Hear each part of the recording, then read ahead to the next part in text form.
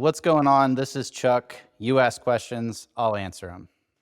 Cameron Maltby asked, can you recommend a software or app to track marketing? So there's all sorts of analytics tools that will track metrics from your website, from your emails, from Facebook, all those kinds of things. Any email platform or Facebook social media thing is going to have this kind of tracking built in. Google Analytics is the one that you install on your website. There's other ones too, but that's by far the most popular. If you mean tracking marketing activities, I use an app called Trello. So Trello is super cool. I have different spots where I can track different activities that we're doing. I can paste screenshots in there. I could put in links to other places. And Trello is what we use to pretty much manage all of our projects. So if we're managing a marketing project, we'll be using Trello.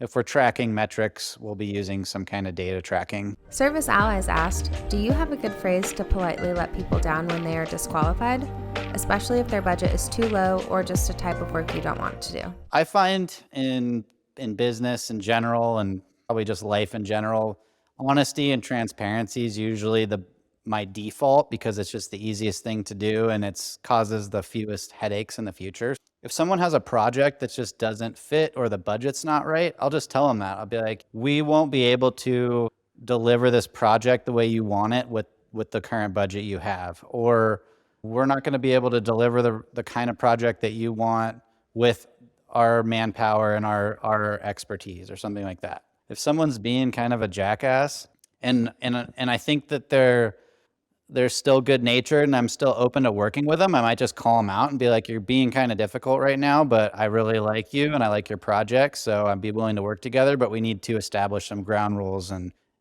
here before we move forward, because I'm not going to put up with this kind of stuff throughout the project. That's an option. If someone's just difficult by nature and that's the feeling I get from them, but it's still a project I might be willing to take, sometimes I'll just like double or triple the price. And sometimes they'll take it and I'll be like, crap, they took it. But at least if we're going to put up with the headaches from this person, we're at least going to get paid for it. I think that pretty much covers it, but just be honest with people. And as a business owner or a manager or somebody selling projects, like you're kind of first line of defense for everyone else on your team behind you. So you need to stand up for everybody else. So just keep that in mind and don't be afraid to put your foot down and say no. One of my clients who has gone from 100,000 to millions over the years, he told me that 0 to 1 million, you get there by saying yes. But the way that you get to 3+ million is by saying no. So don't be afraid to say no. Cameron Maltby asked, how do you spend $500 to $1,000 on marketing? If I had $500 and I was starting a business and I wanted to invest in marketing, I think I'd just put that money into business cards and gasoline, and I would drive around and I'd go door to door and I'd knock on doors. I'd talk to people, talk to business owners, whoever my clientele might be. I'm going to go to them and talk to them because you can't really do much with $500 elsewhere.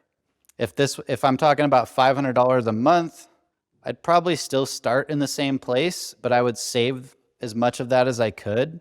And after a few months, I would start talking to people, experts, marketing companies. Unless I was looking to learn this stuff myself, I'd be trying to find somebody that I'm going to work with in the future. Even if I'm 4 months away from being able to afford it, I want to find the right person. I want them to guide me to getting to the point where I can work with them. Brian Rivas asked, what negative keywords would you recommend? Generally, some negative keywords that we'll throw in there are like cheap, free, how-to. If we're not putting out how-to content, then we don't want people finding us for how-to questions. Names of street addresses, names of other companies. Unless I want to advertise for Joe's Remodeling down the street, I'll typically block those kinds of keywords. A better question would be, what's a good process for blocking keywords? Because keywords isn't something you block once and you never think about it again. You need to go into your Google account on a regular basis, daily, weekly, monthly, depends on how much you're spending, and go in and look through all of the search terms that people have found or seen your ads using, and then block the ones that don't make sense. And after a year of doing this, you'll have a huge list of negative keywords that's actually really valuable. And that's one of the benefits of hiring like an ad agency that works with companies like yours and that runs ads like yours all over the place is because they're going to have those lists built up from going through that process on their own. So if you're going through that process, remember that it is a process. There's no list somewhere that's going to magically fix all your problems. You just need to go in and look at those yourself and mark them negative. Mic drop. Bing bong. Ramona High asked, how do I keep fake callers or robocalls off of my website number? I don't know of a good way to keep robocalls from calling. There might be some like call forwarding services out there like Grasshopper that might help you field some of those calls. There's also telephone companies like Googlefy that have built-in spam blocking. I know that I used to use Googlefy spam blocking and it blocked the majority of them. Now this was a few years ago, so I don't know if it still works that well. My favorite way to block spam is to eliminate people calling me from my website. And I have a number on there, but if someone calls it, there's just a message that says, if you're interested in working with us, go to our website, fill out the contact form, and then you'll be able to choose a time on our calendar. And then we have a really good spam blocking tool built into our website. So when bots and stuff come through and fill out our forms, they just automatically go to the trash and we never see them. So I haven't had any spam bots or anything fill out a time on my calendar. So far, that's working pretty good. But this does another thing too, is it forces everybody into the same spot. So it's way easier to track than phone calls in most cases. Bing bong. Do I sound like I know what I'm talking about? Katie Osterhoff asked, what do you think of Thumbtack? I think Thumbtack is a lot like all the other lead reselling companies out there. So I think it probably started off with good intentions. And for some people, it worked really good. And for some people, it probably still works really good. One of the biggest cruxes of these lead reselling companies is that they sell a bunch of leads that are not very good. And Home Advisor or Angie Leads does this by really sucking people in and getting their contact information when they don't really know what's going on. And I think Thumbtack does similar things because I get emails from Thumbtack all the time saying, hey, so-and-so is looking for a website in your area. Can you help them? And it always sounds so legit. And probably 3 or 4 times in the last 5 years, I've actually followed up on that email and tried contacting these people, and I could never get a hold of anybody. And so that kind of shady stuff throws me off. But like I always say with all these types of marketing or lead generation, like try it. Don't sign any long-term contracts if you can help it, but give it a shot, track everything really closely and see if it works for you. Davey Dave 95 asked, what did you use to make your website? We use a platform called WordPress to build our website.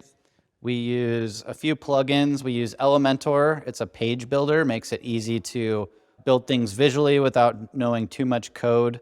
Now we do code a lot of things to tweak the way that they look, but it's not always 100% necessary.